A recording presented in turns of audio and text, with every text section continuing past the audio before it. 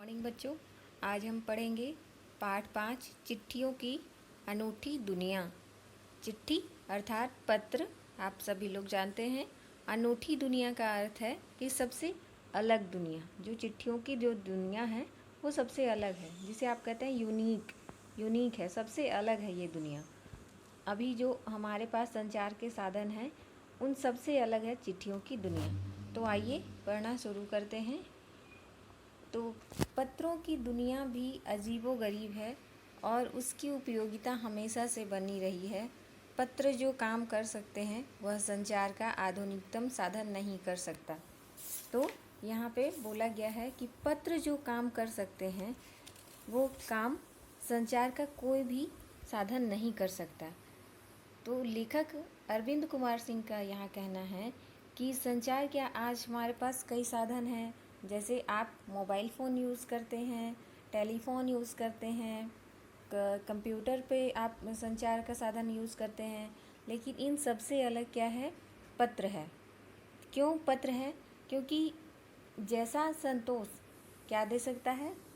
पत्र दे सकता है, वो एसएमएस नहीं दे सकते, क्योंकि पत्रों को हम काफ़ी समय तक सहेज कर रख सकते हैं और एसएमएस को हम इतने ज़्यादा समय तक सहेज कर नहीं रख सकते हैं। दुनिया का तमाम साहित्य पत्रों पर केंद्रित है। आपने देखा होगा कि अभी तक जितने भी साहित्य लिखे गए हैं वो लिखित रूप में हैं और मानव सभ्यता के विकास में इन पत्रों ने अनूठी भूमिका निभाई है। इन पत्रों के माध्यम से ही हमारी मानव सभ्यता का विकास किस प्रकार हुआ वो हमें पता चलता है। तो पत्रों के जो नाम हैं वो अलग अलग भाषा में पत्र के नाम अलग अलग हैं। जैसे कि पत्र को उर्दू में खत कहते हैं, संस्कृत में पत्र, कन्नड़ में कागज, तेलुगु में उत्तरम, जाबू और लेख तथा तमिल में कड़िद कहा जाता है। तो अलग अलग भाषाओं में पत्रों के नाम भी अलग है। पत्र की एक विशेषता यह है कि हम इसे काफ़ी समय तक सहेज कर रख सकते हैं। तो हर एक की अपनी पत्र लेखन की कला है। सब लोग अपने अपने पत्र को अलग अलग हिसाब से लिखते हैं, अपने अपने तरीके से लिखते हैं। तो सभी का पत्र लिखने का तरीका अलग अलग होता है।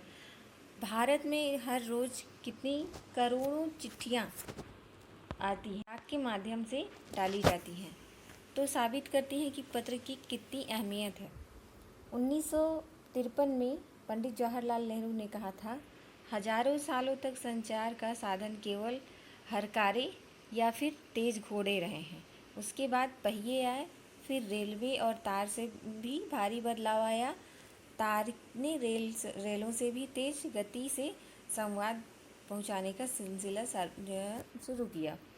अब टेलीफोन आ गया है, वायरलेस आ गया है और आगे रेडार। दुनिया बदल रही है। पहले संचार के साधन क्या थे हमारे पास? केवल हरकारे, रनर्स मतलब कुछ लोग होते थे जो दौड़ दौड़ के क्या पहुंचाते थे कि आपके संदेश पहुंचाते थे, और तेज घोड़े के द्वारा भी पहुंचाया जाता था, घुड़सवारी करके पहुंचाया जाता था, फिर रेलवे के द्वारा पहुंचाया जाता था, फिर टेलीफोन आया और वायरलेस आया। इस प्रकार संचार के साधन बदलते गए। लेकिन पिछली शताब्दी में पत्र लेखन में एक कला का रूप ले लिया है। डाक व्यवस्था में सुधार के साथ पत्रों को सही दिशा देने के लिए विशेष प्रयास किए गए थे।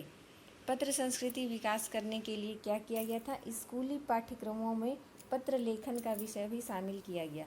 जैसे कि आप जानते होंगे कि आपके भी स्कूल के पाठ्यक्रम में सिलेबस जिसको आप लोग बोलते हैं, उसमें क्या किया गया है? पत्र लेखन का जो सिलसिला है वो शामिल किया गया है। आप भी पत्र लेखन करते हैं, औपचारिक पत्र, अनौपचारिक पत्र। तो ये अभी भी हमारे सिलेबस में या फिर पाठ्यक्रम में अभी भी है। विश्व डाक संघ जो है वो उसकी ओर से 16 वर्ष से कम आयु वर्ग के बच्चों के लिए पत्र लेखन की प्रतियोगिता 1972 से शुरू किया गया। ये इसलिए शुरू किया गया ताकि बच्चे इसमें ज़्यादा इंटरेस्ट लें और फिर सीख सकें कि पत्र लेखन कैसे किया जाता है। अब क्या हो गया है कि अब फैक्स हो गए हैं, ईमेल हो गए हैं, टेलीफोन तथा मोबाइल हो गए हैं।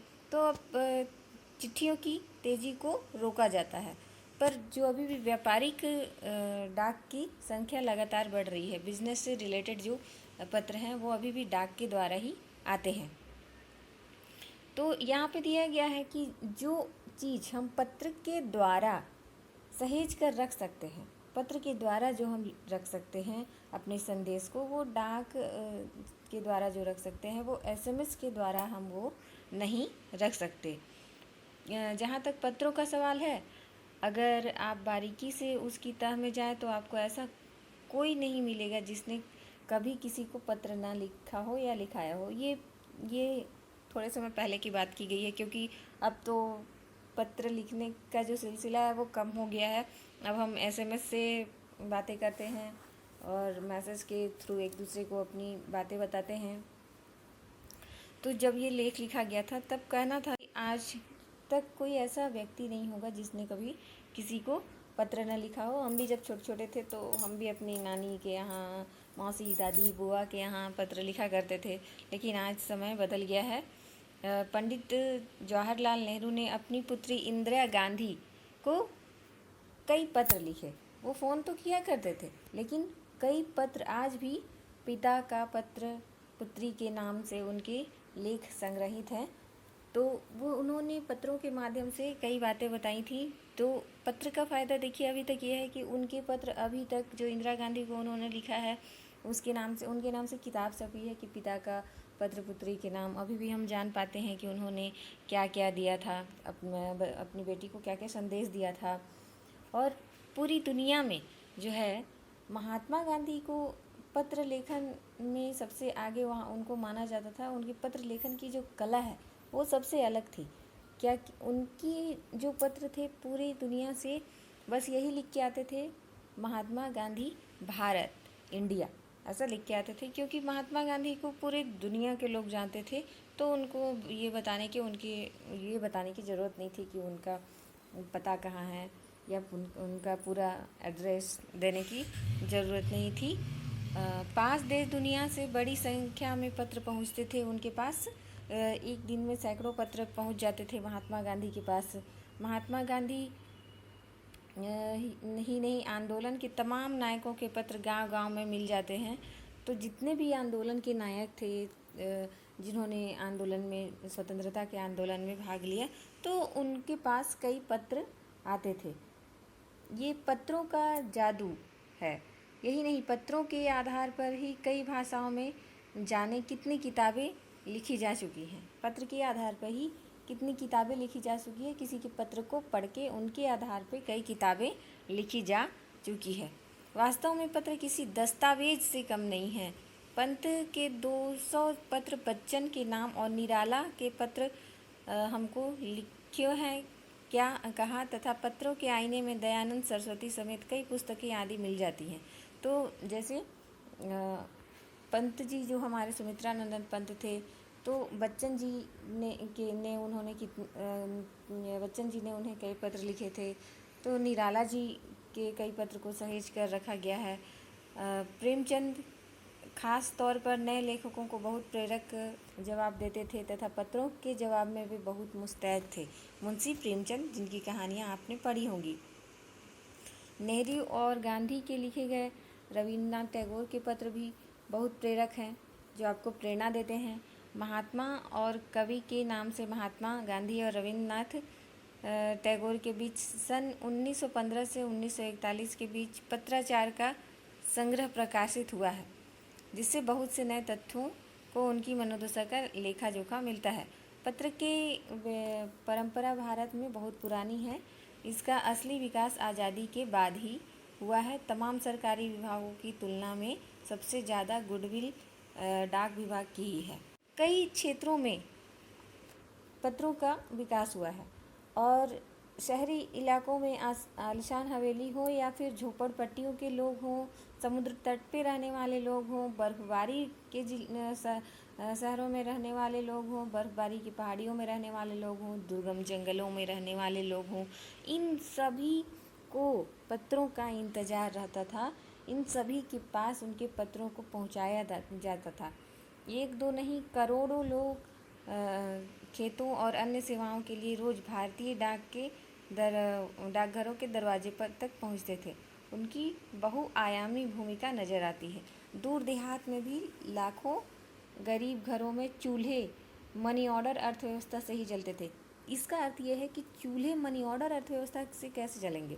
जैसे पहले मनी ऑर्डर के द्वारा उनके जो घर के मालिक हो या फिर जो घर का कमाने वाला आदमी हो, वो दूसरी जगह रहता था। मनी ऑर्डर के द्वारा उनके पास क्या पहुंचता था, पैसे पहुंचते थे, तो उनके घर के चूल्हे उसी से जलते। जब पैसे आएंगे तो घर का राशन आएगा, तो फिर घर का राशन आएगा तभी तो घर के चूल्हे जलेंगे। तो जब तक मनी ऑर्डर नहीं आता था तो फिर उनका ध्यान लगा रहता था कि अभी मनी ऑर्डर नहीं आया, अभी पैसे नहीं पहुँचे हैं। तो ये डाक व्यवस्था के द्वारा ही संभव हो पाता था। गाँवों या गरीब बस्तियों में चिट्ठी या मनी ऑर्डर लेकर पहुंचने वाला डाकिया देवदूत के रूप में देखा जाता था। देवदूत मतलब देव का कोई दूत है, भगवान का भेजा हुआ फरिश्ता है, ऐसा मानते थे। क्योंकि लोगों को पत्रों का, मनी ऑर्डर का इंतज़ार रहता था। जब डाकिया को वो देखते थे तो खुश हो जाते थे। तो आज पत्रों का महत्व तो पहले से काफ़ी कम हो गया है। कई बच्चे तो जानते भी नहीं हैं कि पत्र कैसे लिखा जाता था, कैसे एड्रेस उस पर लिखा जाता है। तो इसी के लिए आपके सिलेबस में या पाठ्यक्रम में पत्र लेखन को शामिल किया गया है। तो पत्रों का विशेष महत्व है अभी भी, क्योंकि एसएमएस आप तुरंत पढ़ के डिलीट भी हो जाता है, ज़्यादा समय तक रह नहीं पाता आपके पास। लेकिन पत्रों को कई वर्षों तक सहेज के हम रख सकते हैं। तो इसलिए इस पाठ का नाम रखा गया है कि चिट्ठी की जो अनोखी दुनिया है, पत्रों की अनोखी दुनिया है। तो ये था आपका पाठ अरविंद कुमार सिंह के द्वारा रचा हुआ। उम्मीद है आपको समझ में आया होगा। अगले पाठ के साथ हम फिर मिलेंगे।